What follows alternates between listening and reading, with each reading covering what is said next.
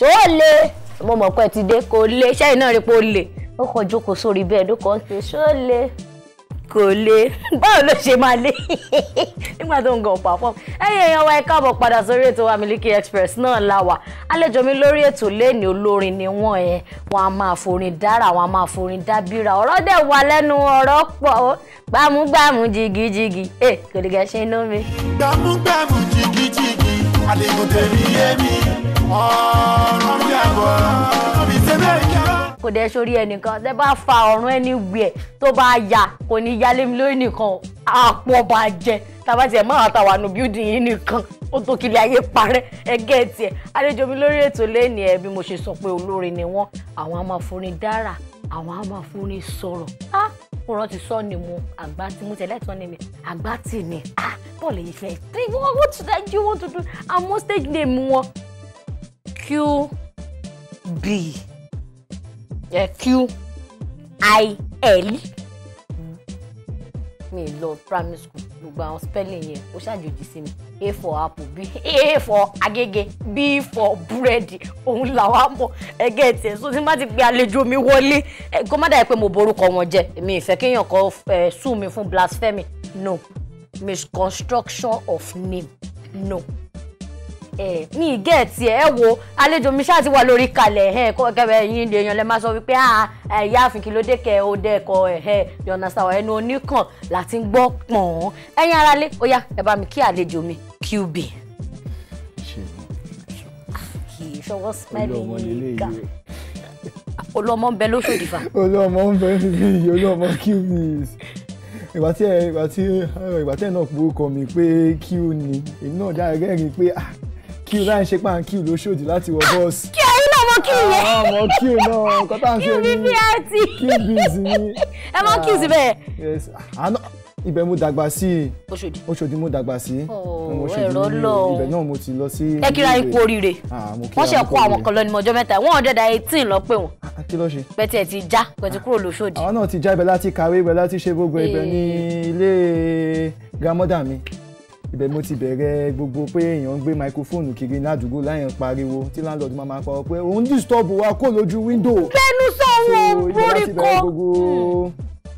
bọ́lá ṣe bá dé náà ni pé ok ó ti tó táìmù wá ṣe tiẹ̀ náà pé a ṣe ń kọrin tiwa náà wọ́n sá mọ̀ pé àwa tààjọ́ lórin àwọn yẹn máa nípa òun lórin ò kí ń lọ sí school already láti kàwé already láti ṣe kínní but à ń kó gbogbo ẹ̀ papọ̀ ní o àwa ń kàwé ọmọ Yaba Tech mo jẹ́ mass communication 91 student àwọn èèyàn mi gan ti mọ̀ mí pé QB easy tí wọ́n á wọnú school mú dàbí baálẹ̀ ni ìfún baálẹ̀ Òṣòdì mọ̀ pé ó tó mi.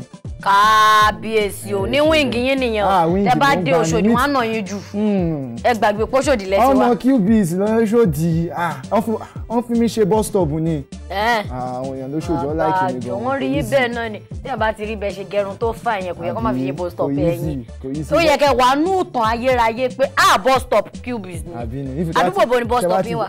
tẹ bá ti dé Òṣòdì láyé ni tẹ́tí nípẹ́ ti lọ sí Pópóọlá tẹ́tí dé Pópóọlá junction báyìí ẹ ṣáà ti rí QBs àwọn èèyàn ti mọ̀ mí àbíkẹ́bẹ̀ Alájà Kútì wọ́n ti mọ̀ mí. àwọn ọmọ mi nìyẹn. àwọn ọmọ mi nìyẹn ọmọ mi ti lọ kọ́nà fọ́ọ̀mù kẹ́ wọn.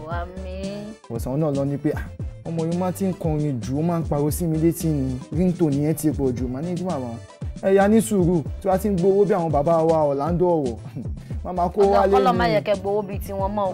àbí nígbà yẹn náà nísìnyí àwọn ọlọ́mọ máa kọrin fún mọ́mí ìsìn. àbí ọjọ́ máa jọ máa ṣe picnic lọ́hùn ni náà ni kó ṣẹlẹ̀ fún. Alájà jangba tí wọ́n wà láyé àbí. Alájà jasi Alájà máa ń travel gan-an ọ̀ kí n dúró ìgbà tí màmá dẹ̀ ti ń dàgbà ni màmá ṣe ní pé òkè ó ti tó táìmù pé káwọn kọ́ jókòó ti landladyship wọn kọ́ máa gbowó lé but àwọn ọmọ àwa náà lọ sí school nǹkan díẹ̀ tó wá fún wa la máa ní Alájà ẹ ṣé gan o màmá ẹ ṣé because a mọ̀ pé kò easy bó ṣe ń sọ màmá dẹ̀ màmá ní pé tọ́ba màá ní pé màá ní pé fojú sí ìwé rẹ o ó dáa kí ẹ̀ wá ní ìwé kí ẹ̀ ní school cert lọ́wọ́ tẹ́lẹ̀tẹ́lẹ̀ náà jẹ́ náà àwọn èèyàn tó máa ní pé má lọ sí yunifásitì kò ní ìdí pé kó lọ àbí má lọ sí polytechnic kò ní ìdí bọ̀ ní ìsìn wáyé pé kí wọ́n á lọ síbi tó ti fẹ́ lọ gba aṣẹ́ máa ní pé are you an ND student máa ní pé ND mo ní wọ́n sì iṣẹ́ tí mo ń ṣe pẹ̀lú iṣẹ́ tí mo pé mo jẹ́ alákọrin pé mo ń kọrin mo ń ṣe designing olórin bàbá yẹn faramọ́ bẹ́ẹ̀ pé jẹ́ olórin mo ń ṣiṣẹ́ designing pé kéèyàn ya ká ṣe banner design àwọn pé ká ṣe ìwé. kẹ́ ṣe printing kẹ́ ṣe àtẹ.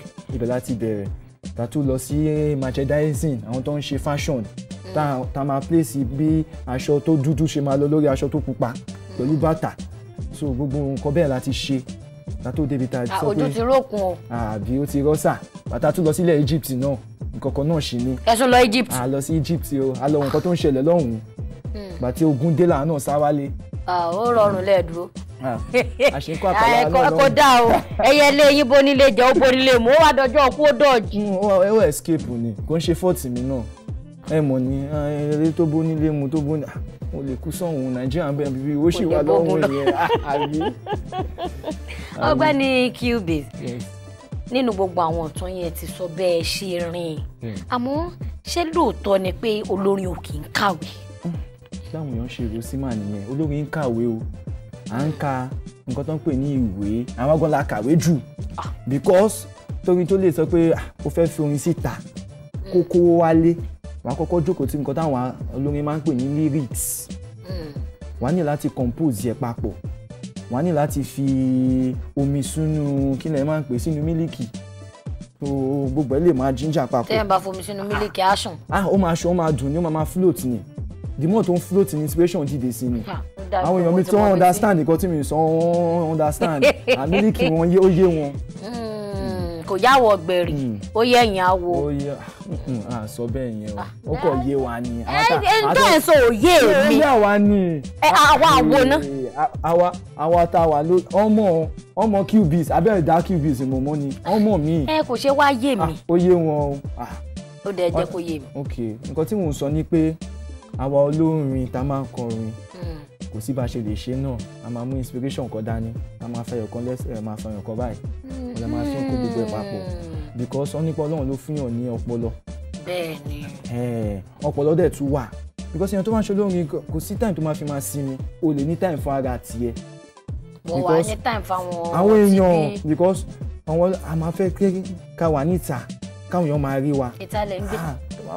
bọ̀bọ̀ yẹn ló ń bọ̀ yẹn bọ̀bọ̀ tó máa ń kọrin yẹn ẹ mọ̀ ó kọ́ra àwọn gangan ni president àwọn gangan ni president because àwọn la máa ń sọ̀rọ̀ jù orin ta máa ń sọ èyí tó mọ́pọlọ ó wà nù ẹ̀ èyí tó kò kí mọ́pọlọ wá ó wà nù ẹ̀ so àwọn olórin kò easy náà. I say e no easy to dey sing and dey dance and the people dey rejoice. ó dàbí olórin kan tó kọrin ó ní I don tire to make sense but this time around I wan yarn nonsense.